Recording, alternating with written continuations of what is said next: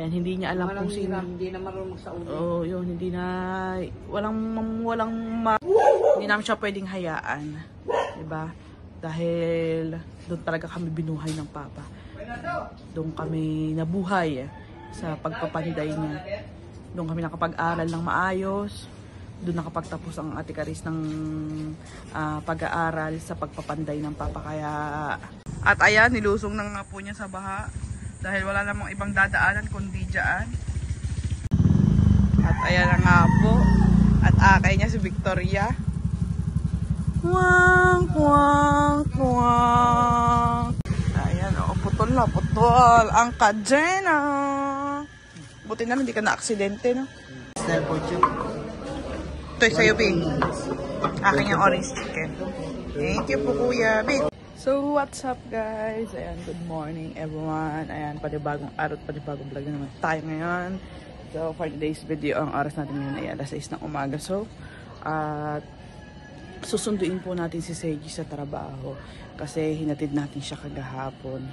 And may problemang nangyari kagabi dahil pagpasok po niya, dala-dala niya si Victoria, yung rider po namin ay pagdating po niya sa may kanto ay nalagot po ang kanyang kadena. So, ba niyo po, Ninang? Ayan. At, ayun, nalagot po ang kanyang kadena. So, tumawag siya sa akin at kailangan ko siyang sunduin doon sa may kanto and ihatid sa trabaho kasi hindi siya pwedeng malate. So, iniwan namin yung rider doon sa may kanto doon. Yan, malapit naman sa may barangay hall yun. And for sure na may CCTV naman doon. So, nilak na lang namin yung leeg.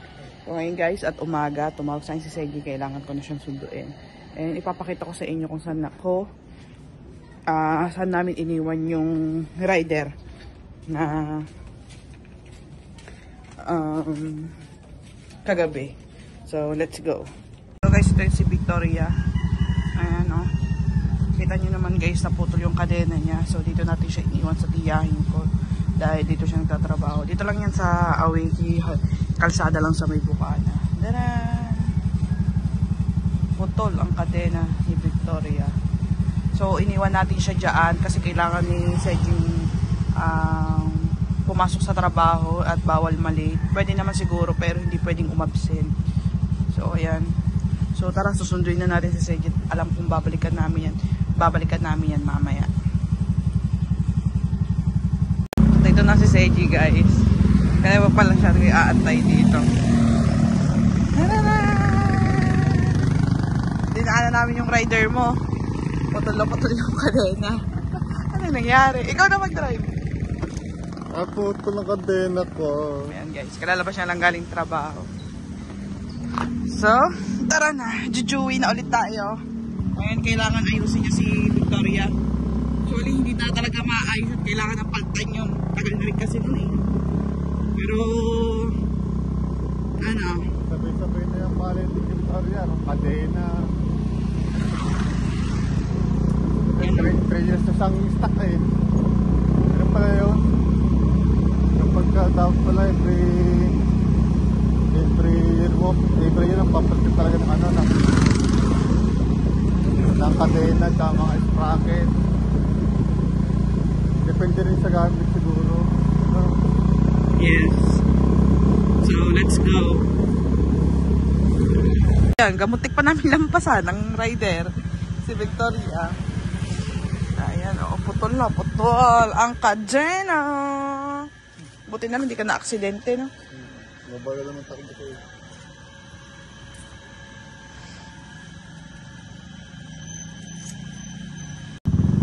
At ayan na nga po. At akay niya si Victoria. Kwang, kwang, kwang. Kwang, kwang, kwang. So, kailangan namin iuwi si Victoria kasi hindi siya pwedeng itambak doon sa may kalsada. So, tara na. Kasi naka 100 lang ako. Hindi natin tayo sa may barangay hula sa atin. Let's go. At ayan, nilusong na nga po niya sa baha. Dahil wala namang ibang dadaanan kundi dyan.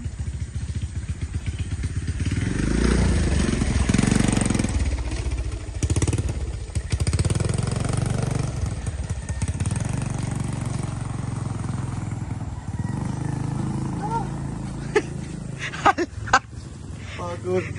Hala. Yeah, itataas mo pa yan dyan. Na tayo guys sa bahay. And isinatabi niya muna si Victoria. Mamaya na lang niya ayusin. Ay, kailangan niya munang matulog. Yan. Tulog mo tayo ng konti. Yes, tulog muna siya ng kaunti. Mga 1 hour or 2 hours. Yes. So, nandito na kami. Kailangan natin matulog. Kaya natin ibawin ng tulog to kasi puyat tayo na naman ngayon. So, hindi naman tatay talagang... Tika, hinihingal ka eh. Hindi naman tatay talagang puyat na puyat. Siyempre, wala namang guardyang hindi nakakaiglit. So, bilin na bilin pa rin talaga. Yun, tulog lang tayo ng kaya 3 hours. Masarap na 3 hours kung pwede na ako doon. No? Ha! Pagod ako doon na. Exercise ang ating Heart. body heart. Body heart. So, malapit na kami dito guys sa amin. Sa mga mabubunita. Guys, nandito tayo sa mga mamasali at ayan. Ayan ang mama, kakwentuhan natin. And sinasabi niya sa atin yung mga ibang gamit ng papakalong hair na naiwan. Kasi yung karamihan ay nasa pahiraman. Hindi ko na alam. Nawawala na ang iba. Sobrang daming gamit ng papa na... Ang papa kasi nung nabubuhay pa siya, sobrang sa kanya, dito talaga halos nangihiram kasi alam nila na maraming gamit ang papa. Except doon sa grinder na mama, walang grinder ang papa no kasi takot ang papa doon no, sa grinder. Yung mga ibang gamit, sobrang daming nawala ng papang gamit dahil makakalimutin ng papa. Ayan, hindi niya alam kung sino. Hindi na marunong sa ulo. Oo, yun, hindi na, walang magkusa ba na magsaoli ng gamit ng papa. Kaya ayun, wala na, hindi na alam kung nasaan yung gamit ng papa na minsan na hinihiram. Eh di pang gagawin, eh di wala. So yung ibang gamit ng papa, yung mga pangganyan ng buhangin, ano tawag doon ba? Tamper. Ha? Tamper, tsaka yung taktak. Taktak. So alam ng mama Sally dahil sinabi ng papa sa kanya bago nawala yon ay na kay Caronel at tsaka na kay Kuya Uyong yung dalawang yon. Tig-isa sila. So yung iba, sobrang dami na walang gamit talaga. As in, mas malimit na nawala ng papa, ang karamihan ay yung mga martilyo, lagare, ayun, ang hindi niya, yun ang hinahanap niya dati pa, plais. Inikot niya na dati ng papa yung mga nanghihiram sa kanya, ang sabi wala. So, ano mangyayari? Walang ebidensya kung sino ang humiram. Kaya yun, wala na nagawa. Kaya halos yung mga talagang ingat na ingat kaya yun sa gamit niya. Ingat na ingat yun sa gamit niya ang papa. Bago pa nga yun nawala yun, lumpo na yun guys eh. Lumpo na ang papa nung talagang gumapang siya. Para lang dito, gumapang yan hanggang dito ha. So mula dun sa may salas namin, gumapang yun. Pagkita namin, nililinis niya yung gamit niya. Yung pala yun yung huli niya ng pahiwatig niya ng papakalong hair sa amin noon. Kaya yun, ngayon ay napag-isipan ng mama na hanapin yung mga ilang na gamit ng papang ibinilin sa kanya kasi importante po yun sa amin. Napakahalaga po sa amin ang gamit ng papa dahil inilagay na po namin sa isang storage box yung mga gamit ng papa. Pero yung mga pinaglagyan niya, nandun pa din, nilagay lang namin sa storage box. Kasi isang memorable yung mga gamit ng papang yun sa amin. Kaya hindi namin siya pwedeng hayaan. Diba? Dahil doon talaga kami binuhay ng papa. Doon kami nabuhay sa pagpapanday niya. Doon kami nakapag-aral ng maayos. Doon nakapagtapos ang Ate Caris ng pag-aaral sa pagpapanday ng papa. Kaya doon kami hindi ginutom ng papa sa pagpapanday niya. Kaya importante po yun sa amin. Kaya ang Mama Sally ay kukuhanin niya yung ibang, napakatagal na kasi sa kanila nun napakatagal na as in nabubuhay pa ang papa na sa kanila yung ibang gamit ng papa. Kaya ayun, so siguro naman hindi na naman nila ginagamit kaya kukuhanin na ng mama. And then naitanong nila kung nandoon nga, so na kay Kuya Ronel nga yung hiniram niya at na kay Kuya Uyong din. So, yun pa lang yung dalawang gamit ng papa na alam namin kung nasaan. Yung iba, wala na. Hindi na rin makikita yun dahil temano na nandito pa ang papa, wala nang umamin kung sinong humiram eh. So, ayan, ang mama. Ayan guys, kung naririnig nyo, yun yung tudog ng ginagawa ng bahay ni Idol Japper Sniper. So, titignan naman natin dito kung anong ulam ng mga mamasali at galing na pala sa palengke. Ayan. Paano niluluto mo? Uy, ibig na abad ng mamasali. Ano to ma? Suka. Suka, paminta, kalamansi, bawang. Ah, sarap yan. Bago mama, may balatong ano. Balatong at saka gatang lata. Bumili ka na lang ng luto. Yan, kasi ganyan kasi laging ginagawa minsan ng mama. Pag halimbawa nabili na siya ng isda, bumibili na lang siya ng lutong gulay dito sa may amin dito, kay La Consihaltina. Ayan. Kasi ito paborito sa amin dito, yung langka eh. Tsaka balatong. Pag minsan naman, pag may time ang mama, ano pa lang, yung hapon pa lang, meron na siyang panluto ng balatong. Kasi matagal magluto ng munggo, ng balatong. Ayan, so nagpiprito ang mama. Hindi niya, ayokong buksa, baka tumansik ang mantika. Ha? Nasa akin ng isa makagabi. Pinaglagyan nung parang pinaglagyan. Siomay ba yun? Yung niluto ng ate? Inulam namin kagabi ni Seiji yun. So, ayan ang mama. Ayan si Bunchi. Nakapampers. Pumasok si Ashley ma. Masok ang kapatid ko sa school. Guys, nandito tayo ngayon sa highway at hindi na po namin kayo ni-update. Ayan, biglaan vlog lang po ito at kakain kami dito sa famous na swak sa budget na masarap daw po dito. So, first time namin makakakain dito ni Seiji. Ayan. Hindi ako nakapagdala ng tripod. Ayan na! Sharing! Sana wala masyadong tao at walang masyadong tugtog. Walang tugtog. Ang Guangdong! Uy, may tugtog na agad dito magpasok pa lang. Ayan. Ako sa UB. In-order ang ano daw nila dito yung masarap dito daw yung ano beef wonton. Tikman mo.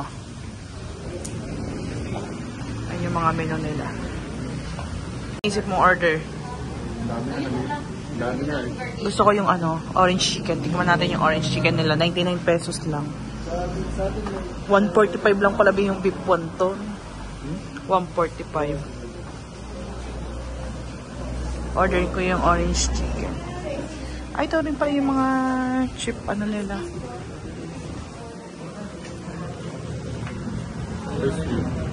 Ano dyan iyo? Akin ito, orange chicken. Ay, masarap daw to eh, sabi ni Ashley. Ay, yung orange chicken, 99 pesos lang. Ano ba ito? May mga kanin din? Ate, may mga rice din to. Ayun na lang sa'yo.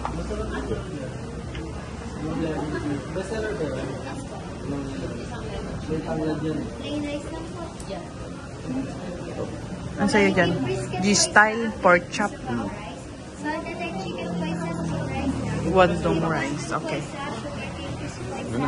Okay na.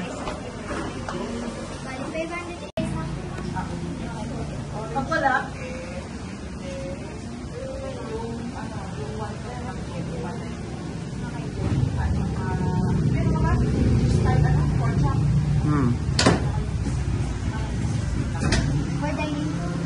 Bali, orange chicken po isa, steam rice lang.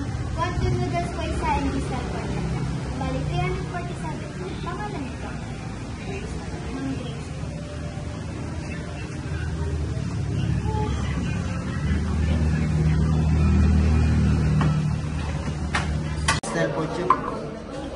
ito yung sa'yo, Bing. Akin yung orange chicken.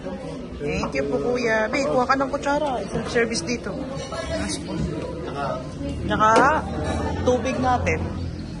May yellow dyan, Bi, sa ano?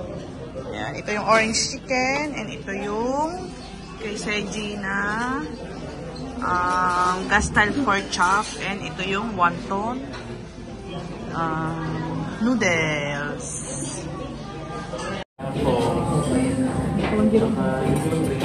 Dami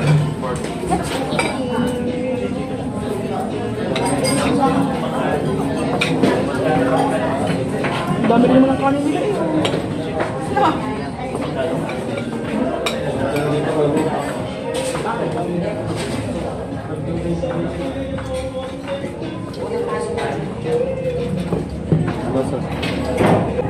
Tingnan mo.